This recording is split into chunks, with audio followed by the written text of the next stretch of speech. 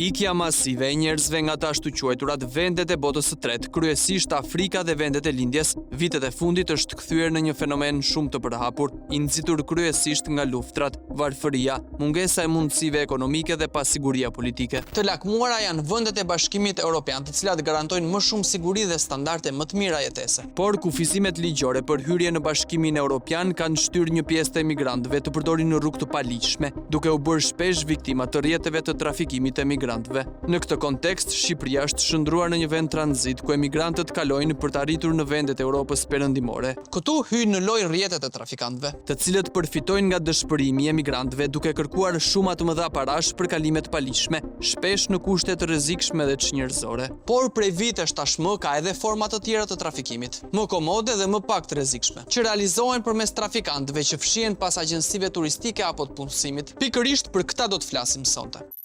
Është data 18 shtator 2025 në aeroportin Nën Tereza, me valixhe në duar e çanta shpine mbërrin 11 shtetas egjiptian. Ata kanë udhëtuar nga Kairo për në Athinë e më pas me destinacion të fundit Tiranën. Grupi ka me vete edhe një shoqërues.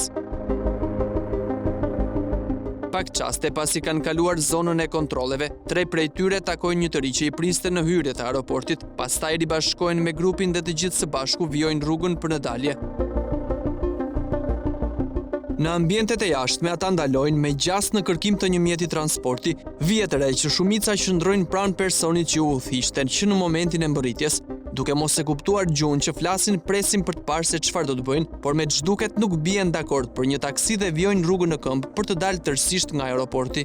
Burri me pantallone ngjyrë gri dhe këmishë me mëngë të shkurtra, i cili mban në dorë një telefon dhe disa dokumente, është personi pritës dhe organizatori i këtij aktiviteti me shumë gjas të paligjshëm. Ku e dim ne se mund të jetë i paligjshëm? Për këtë hipotezë do të hedhim dritë pak më vonë. Ndërkohë, ajo që dini edhe ju që na ndiqni prej vitesh ka të bëjë me pasqyrimin e vazhdueshëm që i kemi bërë këtyre historive me trafikantë pa skrupullt dhe shpesh të rrezikshëm, të cilët i trajtojnë emigrantët si skllëvër pa asnjë të drejtë. 2 vite më parë, kolegu Eraldo Arlicaj arriti të dokumentonte aktivitetin e një rrjeti të mirë organizuar të trafikut të emigrantëve, i cili pas publikimit të pamjeve dhe ndërhyrjes së policisë u arrita zgjesohej. Historitë me trafikim emigrantësh ilegal nuk mund të mbyllen me 1 apo 2 ndërhyrje që përfshin edhe mediat, sepse pozita gjeografike, kufijnë toksor dhe afërsia me vendet e BE-s bëjnë territorin shqiptar një pikalimi të rëndësishme për rrjetet kriminale që merren me trafikimin e emigrantëve.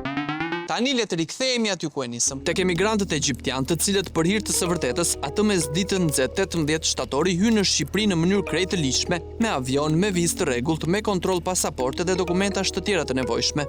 Të rinj qëndrojnë jashtë aeroportit në pritje të dikujt që do të mund t'i transportojë për në një destinacion ende të panjohur. Nuk vonon shumë dhe aty afrohet ky Benz, burri me pantallona gri ha bagazhin e makinës dhe emigrantët vendosin çantat e tyre brenda. Më pas, Benzi i zi largohet duke marrë me vete 4 të rinj dhe bagazhet e tyre. Pjesa tjetër qëndron aty, por vetëm për pak minuta, sepse pranë tyre ndalon një Volkswagen Turan me targë AA 878 KG, në të cilin sistemohen edhe 4 të tjerë.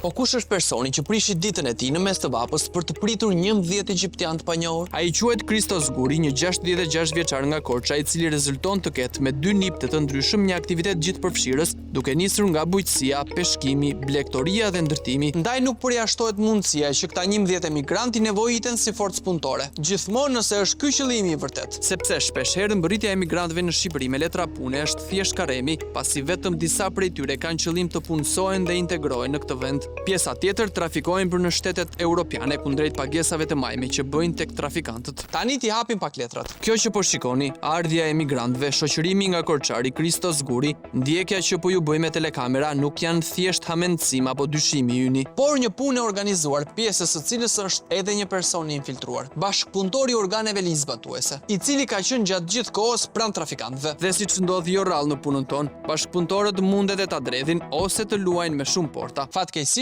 ky është rasti. Pasi kemi qëndruar për disa minuta duke vëzhguar grupin e emigrantëve të trafikuar, bashkëpunëtori na njofton se duhet të largohemi pasi do të jetë ai në vëzhgim deri në momentin që grupi do të lëvizë për në destinacionin e planifikuar. E ndërsa jemi në redaksi duke pritur sinjalin, na vjen ky mesazh zanor. Listen to me. Half people go running and other people catch police and this time in airport. Who go running, half people go out this time country and half other people inside not go out country. This who inside country not understanding this way. Only understand in Tirana. We're in Tirana, not understand. Historia jon me këtë grup emigrantësh tashmë të ndaluar nga policia nuk u mbyll këtu. Pasi do ta takojmë vet Kriston, përdoruesin e këtyre godinave të vjetra të shtetit shqiptar, e të shohim nga afër këtë aktivitet i cili u mbaka me fuqi punëtore të huaj. Aktiviteti tonë është përpunimi i kërmillit, të cilin e grumbullojmë në të Shqipërinë dhe eksportojmë në jashtë shtetit në Francë. Si janë shifrat? Shifrat, sidomos këto 2 vjetët e fundit, popullata ka ikur, punëtorë nuk u ka,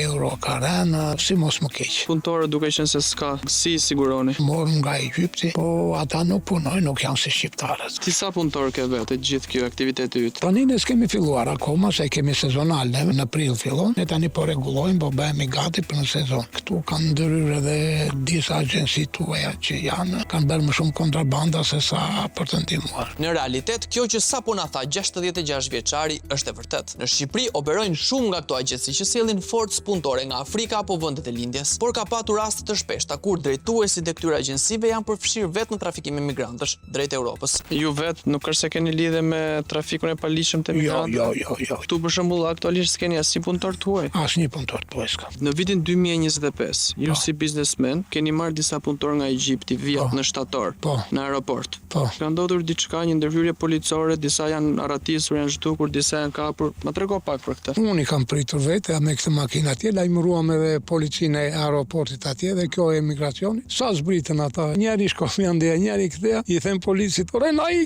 iku njeri që atje direkt. Njeri ushtrisi i vdekur atë policia më kemë verë në doktorat, ore na ikën, kjo është loj, një të bër loj, na iku dhe njeri. E kishin përgatitur domethënë ata, që sa të vinin me ju pastaj të shpëndajnë? I shtrehova në hotel këtu. Atë natë që son këtu, iku tjetër, u hodh nga balkoni, nga kati 3 iku dhe një tjetër. Po me këtë makinë ke qenë ti? Me këtë. Po çe ke ndruar targat? Po, pse? Thash mos keni pas problem? Jo. Nuk është se jeni të përfshirë në aktivitetin e paligjshëm. Po ç'pu kam me aktivitetin e paligjshëm. Edhe tani një tjetër zyrë për të sjell punëtorë, i thash jo, nuk dua. Për punën e këtyre agjencive tuaja që ja u marrin. Agjencitë shqiptare kanë agjenci jashtë në çdo shtet e bashkëpunojnë njëri me tjetrin. Këta disiformojnë punëtorët që sjellin. Ju premtojnë që do vini, do kaloni, do ikni në Evropë, jo andej këtej. Nuk jam i qartë mirë, më duket se ju marrin dhe ata para këteja dhe këta këteja. Dhe i gënjejnë për t'i çuar në Europë. I gënjejnë për të çuar në Europë. Ky zotri duket i sinqert dhe mjaft i qetë teksa flet me ne. Por ndërrimi i targave të makinës, lajmërimi i policisë në aeroport, kur supozohet që punëtorët janë me kontrata pune të lishme, arratisja e emigrantëve në mënyrë të pakuptueshme, a nuk lën vend për të dyshuar. Megjithatë, nëse ky zotri është i përfshirë me vetdije në aktivitetin e paligjshëm të trafikut të emigrantëve apo jo, kjo mbetet për t'u verifikuar nga policia. Sidoqoftë, fenomeni i trafikimit të emigrantëve përmes territorit shqiptar është kaq i përhapur saqë nuk e kemi as pak të vështirë të bijem në gjurmët e grupeve të tjera që operojnë në vendin tonë. Hi, how are you? How everything? Yeah, You from India, yes? yeah. What's your name? What you do here? Spend some time here. How day you stay here? 13 days. You're coming with visit visa. A është vërtet turizmi arsyeja e mbërritjes së kësaj vajze nga India në Tiranë? You not have any friend here. No. Where you stay in hotel? Hostel. Actually, I'm seeing some apartment. Some people are come from India also. You need help him? Yeah. You coming here for what? Because a lot of people go to the Europe and All people like Europe. you also like the Europe. Nëse për europianët ka ekzistuar gjithnjë e ashtu quajtura ëndra amerikane, për këta të rinj, Europa është ëndra e tyre më e madhe. Gjatë bisedës i infiltruari ynë e pyet nëse vajza ka dieni për shtetas që vijnë nga kontinenti afrikan. Have many African people Yeah. coming for work or coming for tourists or coming and go for Europe? So for Europe, Diçka që do i pëlqente shumë edhe kësaj vajze, gjë që ja kërkon menjëherë të infiltruarit ton. it's easy to go to Europe from here. People find many line for go. We don't have Schengen, all the people go for traffication. Takimin e radhës, bashkëpunëtori ynë e bën me një djalë të ri që është mashtruar me kontratë pune false. How you coming here? By plane. You from Nigeria? How people bring you here? For football, huh? For liar people, only for you coming. Yeah. How much you pay for visa? 600 euro, 700 euro. Why not go Italy, Spain, France? So much money, no? How much from Albania in Italy take money? Money I don't. Not any friend for you go Italy? No. Who brings you here? My manager friend. Albanian? No, Nigerian. And have contact with people here for make visa? He has Albanian passport. He married Albanian. Një nigerian i cili ka siguruar pasaportën nëpërmjet martesës me një vajzë shqiptare dhe që ka kontakte me persona që punojnë në institucionet tona shtetërore dhe bëjnë viza për të mashtruar njerëz nga lindja. Kush është ky person? Djali me të cilin biseduam nuk na dha më shumë të dhëna, por ne arritëm të takonim shokun e tij i ardhur në Shqipëri me ndihmën e të njëjtit individ. Shkaku i ardhjes për të luajtur futboll si profesionist, por vetëm në letra. How are you, my friend? How your family? How everything? How your work? You coming with visa for work? Visa D, visa C. Viza fatgjate deri në një vit, e cila mund të përfitohet për qëllime studimi, pune, bashkimi familjar apo arsye shëndetësore. You have agreement for contract for where you play? Where I need to? I don't doing contract. For football, yes? And you not go for football. Iriu Buzqesh i vetëdijshëm se me futbollin nuk e lidh asgjë. Sidoqoftë me një skuadër shqiptare duhet bëje kontrata që të përfitojë viza. Which football? Like not chef. They don't give you contract. How is I used their contract, but it was just fake. Sigurisht ishte false, por një kuriozitet e kemi. A erdhi i vetëdijshëm se nuk do të luante? Apo kishte vërtet shpresa se do të shkëlqente në futbollin shqiptar? So they bring you for you play football? No, I don't play ball. I just Only for camp. E kuptueshme që vizat dhe kontratat janë thjesht karrem. Minimumi për t'ju marrë disa para këtyre fatkeqve. E më pas për t'i dekdisur rrugëve të veriut të Shqipërisë, me pretekstin se në pyllin apo malin më të afërt është kufiri i gjelbërt me vendet fqinje europiane. And for coming, how much it is? 3,000. When you come, where they give you accommodation? No, I stay with your friend. Who bring you? Për të parë mësuar nëse ekziston në vërtet një person me emrin Chaos, i cili sipas dëshmitarëve ka funksion menaxhimi në skuadrën e futbollit të Egnatias, udhëtuam drejt Rogozhinës. Hello. How are you? Anybody here or just you? Any manager of the club, Egnatia club? No. You are a player? Where are you from? Do you know any guy from Nigeria names Chaos? The manager of the club. What's his name? He's Albanian. Dhe siç e merrni me mend, personi me emrin apo pseudonimin Chaos nuk është vërtet një menaxher futbolli. Ai trafikon të rinj afrikan me pretendimin se do të luajnë futboll profesionist në Shqipëri, por sapo mbërrin në aeroport ata i gjejnë veten në udhkryq, pa para dhe pa ndihmën e askujt. Dhe si këta fatkeq ka me qindra. How people you have a friend for you? 10, 20? There's so many people now. How people coming with you in football? Many people or you? They find work. Only coming with football. We should go contract and then look for work somewhere else. Go work any place or go in Italy or France. Yes. And your friend, they take us in or not anymore? How will people stay with you in house? For Work or no? what? Your friends, what kind of work they do in public or in construction? They are working in different places now. Pavarësisht se nuk po prekin ëndrrën europiane, të paktën disa prej këtyre të rinjve kanë arritur të gjejnë punë dhe të integrohen në Shqipëri. What work you can do? I don't know, I need some possible right now. So I need work. So what work you want to do? Factory work, no. Do you have any profession specific or just normal worker? Just no more. I'm not sure I'm good at construction. So there is a better salary, but if you want like magazine or fabric or like this works, okay. But the 600 or 500. That's sure okay. Në shumë nga këto kompani apo fabrika që punësojnë emigrantë nga vendet e lindjes, ka persona që qëndrojnë aty jo për të marrë rrogën mujore, por për të rekrutuar sa më shumë të rinj të reja, me qëllim trafikimin jashtë Shqipërisë. Personi që shihni në foto, me sa duket është një prej tyre. This same for traffication bring people with passport duplicate and send people out country. This Bangladesh make passport from India for bring Bangladesh here for Bangladesh not can come in Albanian and in work here in factory. This factory for aluminium. Who coming in this factory sent him out country. And owner not understand. Owner understand other. Bring people from Bangladesh with other passport. For what? For bring people work with 400 to 300 euro. And have anyone work with the 300 coming from out country? Only for traffication. A janë të vërteta këto fjalë të informatorit ton? Më mirë ta verifikojmë vetë. عايزك تساعدني في حاجة تساعدني أنا بعتبرك هنا أخ ليا وكل حاجة يعني محتاج أمشي من هنا انت شيل صورة سوا ها؟ أنا فاهم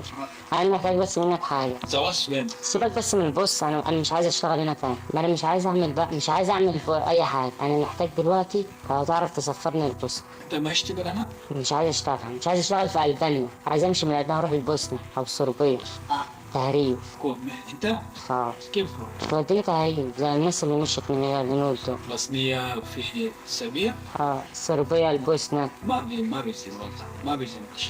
Në fillim, trafikanti nga Bangladeshi e mohon për fshirjen e tij në këtë aktivitet kriminal. Një lojë që zgjat shumë pak. تعرفش حد يرضيها حتى؟ شيء موجود الشمال ليش ما يلوي تانية؟ هروح البوسنة وبعد كده ادبر الامور، ما انا الفلوس مش يتوقف شوية أنا في سوق السيد Ky është momenti kur trafikanti i bën pyetje vetes, a është i besueshëm ky? A ti them po, a ti them jo? Varet ç'a ofron. هتمشيني من هنا. انا اكيد الناس الهنود اللي انت مشيتهم من هنا لايطاليا مش تهريب، فاهمني؟ انا عايزك تمشيني زي ما هما مشوا، واللي انت عاوزها هدول، الفلوس اللي انت عاوزها هدفعها، بس مشيني من هنا. لا دي اليوم اليوم بكره بعده، شوف اي يوم انا هتقول لي همشي يوم كذا هجهز شنطته وهنمشي. أوكي Kaq ishte loja, sa u përmendën lekët. عشان انا اتخنقت من البلد.